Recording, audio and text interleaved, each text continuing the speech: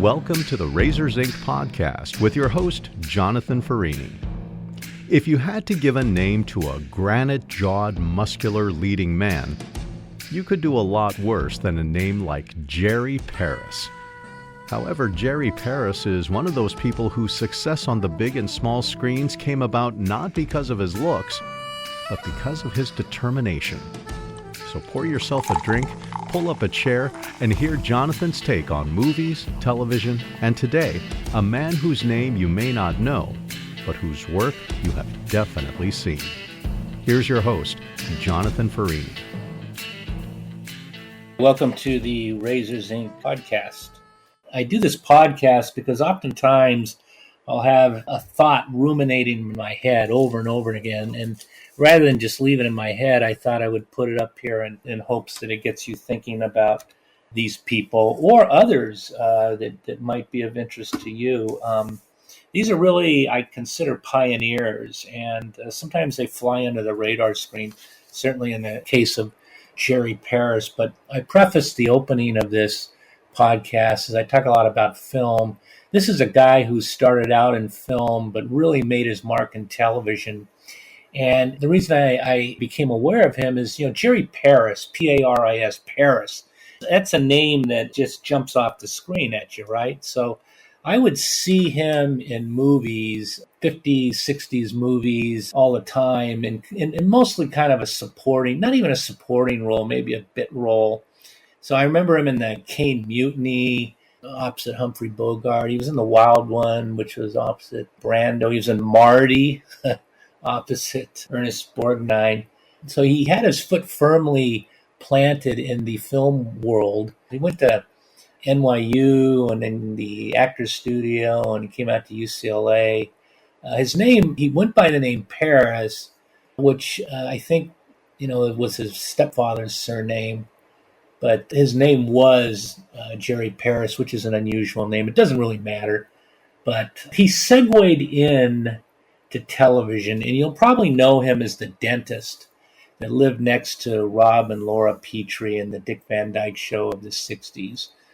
So he's doing the Dick Van Dyke Show, which was a very, very popular show in the 60s, and actually won an Emmy for directing in, I think it was the 63, 64 season. Then he went on to direct a lot of the Partridge Family and Here's Lucy. And I think he holds the record for directing the majority. I think it was, if the math is right, 255 episodes. He directed 237 of the episodes of Happy Days. So this dude was very prolific in television. Then there were some other very popular series, Laverne and Shirley, The Odd Couple, The Mary Tyler Moore Show, where he directed episodes of that. And then he went back to features in the 80s, and he directed Police Academy 2 and Police Academy 3.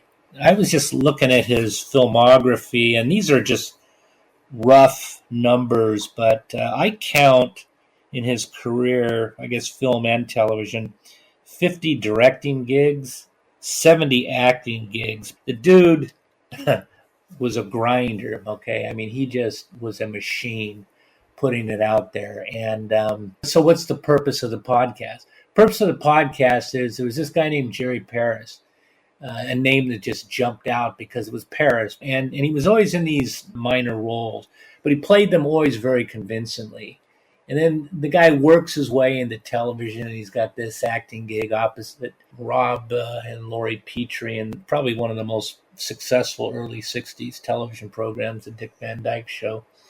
And then just takes that and moves into directing and just made a career and a substantial one. I think I talk more about film in my podcasts than television. And here's a guy that had a foot in both worlds. But in my humble opinion, I think his greatest contribution was in television. So this podcast I wanted to record because it's more about television than film. So, when you're watching old television or an old movie, look at the credits real carefully, because I got to tell you, more often than not, I'll see this Jerry Paris name jump out at me, and I said, God, not him again. But yeah, the guy died very young at age 60, and 1986. So rest in peace, Jerry Paris, and thank you very much for your contribution.